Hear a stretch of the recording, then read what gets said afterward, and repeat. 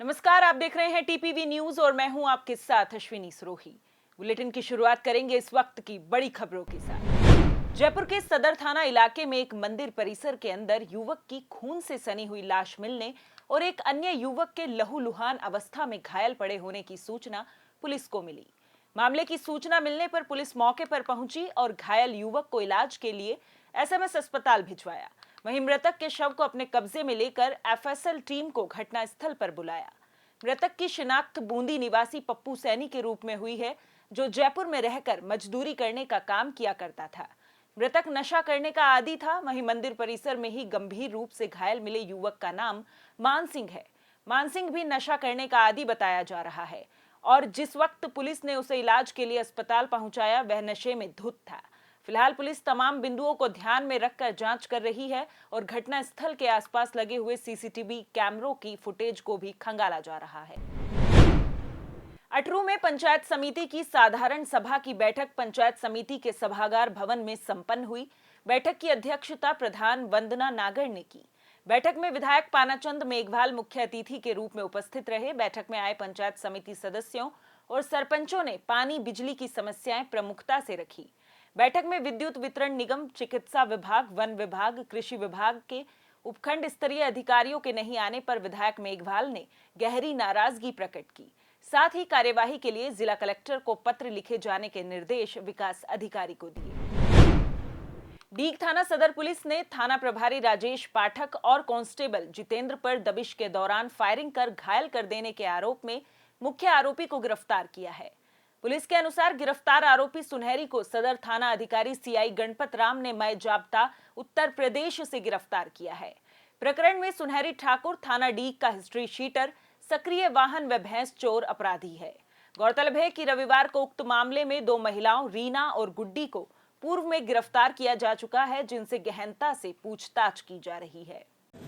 शाम को जब थानाधिकारी डीग को इतला मिली कि क्लेरा गांव में सुनहरी ठाकुर के यहाँ अवैध हथियारों की सूचना है, इस पर थानाधिकारी डीग पुलिस जाब्ते के साथ वहाँ गए, घर की तलाशी ले रहे थे, तब उन पर पेड़ की ओट में छिप कर के उन्होंने फायर कर दिया था, जिससे उनके सिर के पास से गोली छरेक लगी थी, चोट आई थी। उनकी साथ एक जवान था जितेंद्र, उसके भी लगी थी।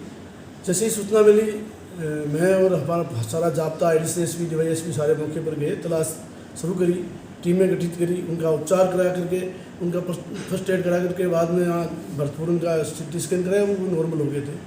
फिर हमने जो एक्चुअल में क्या, क्लेरा गांव के 1.5-2 किलोमीटर पर यूपी बॉर्डर है। यूपी बॉर्डर से उनकी सारी रिश्तेदारियाँ मुलजिमानों की यूपी के एरिया में है। तो हमने यूपी पुलिस से जो लोकल थाना है उनके सपोर्ट से और हमारी टीमें बना करके 2 एडिशनल एसपी और 2 डीवाईएसपी और 7 SHO की टीमें बना करके जो जंगल है वहाँ आसपास उसकी कॉम्बिंग कराई।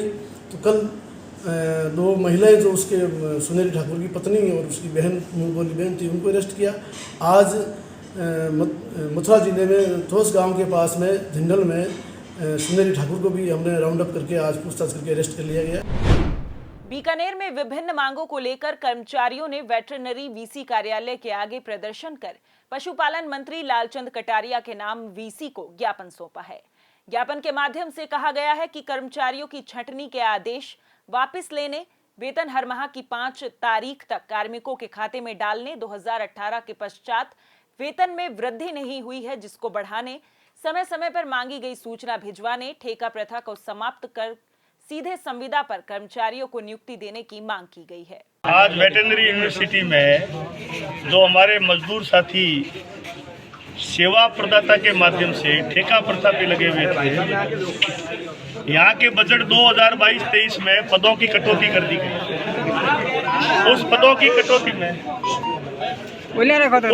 कटौती में कुछ पदों की गणना कम कर दी गई, जिससे हमारे कर्मचारियों में भ्रम पैदा हो गया कि हम 25-30 कर्मचारियों को डिसॉल्व करेंगे।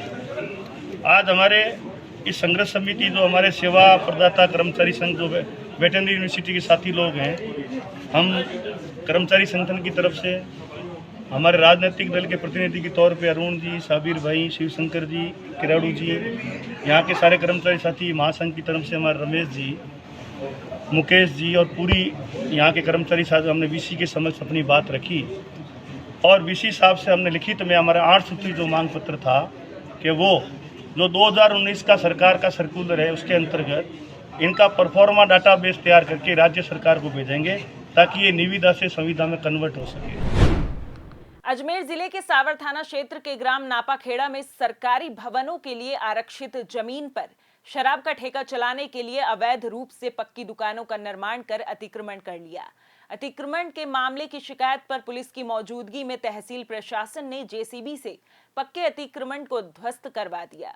ग्राम नापाखेड़ा में अजमेर कोटा हाईवे से सटाकर सरकारी भवनों के निर्माण के लिए सरकार की ओर से जमीन आरक्षित रखी गई है। उक्त सरकारी आरक्षित जमीन पर शराब की दुकान चलाने के लिए शराब ठेकेदार ने अतिक्रमण कर अवैध रूप से पक्की दुकानों का निर्माण करवा लिया, जिसके बाद पुलिस की मौजूदगी में राजस्व टीम ने जेसीबी से सरकारी जमीन पर अवैध अतिक्रमण कर बनाई गई दुकानों को ध्वस्त करवा दिया। थाना सावर क्षेत्र के ग्राम नापाखेड़ा में सरकारी ज़मीन पर अवैध निर्माण कर शराब की दुकान चलाई जा रही थी।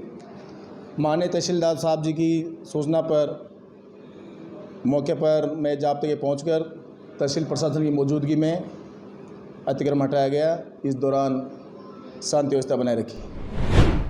इस बुलेटिन में फिलहाल इतना ही। देश प्रदेश की तमाम बड़ी खबरों के लिए देखते रहिए टीपीवी न्यूज़। नमस्कार।